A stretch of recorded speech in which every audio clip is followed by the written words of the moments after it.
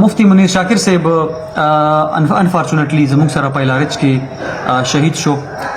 زخمی حالت کې موږ ته راغلی او کریټیکل حالت کې راغلی او سره د دریو نورو زخمیانو. خو انفارچونیټلی مفتی منیر شاکر صاحب چې کوم دی هغه موږ سره په لارج کې دغه شهادت شو. ملګرو ډیر زیات افسوسناک خبر هغه دا دی چې مفتی منیر شاکر صاحب اخر کار د دې پانی دنیا نه لاړو.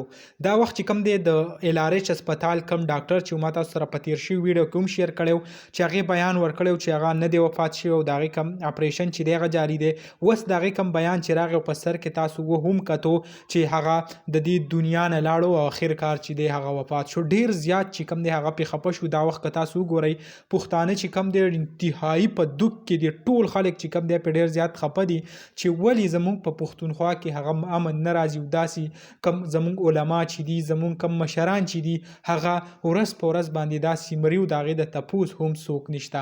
نو ډیر زیات چې کوم دی دا وخت په خیبر پښتونخوا کې غم دی.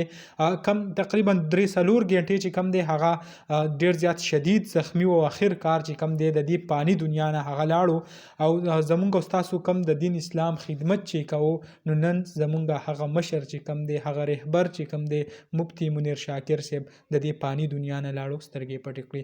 الله تعالی دې جنت الفردوس نصیب کړي.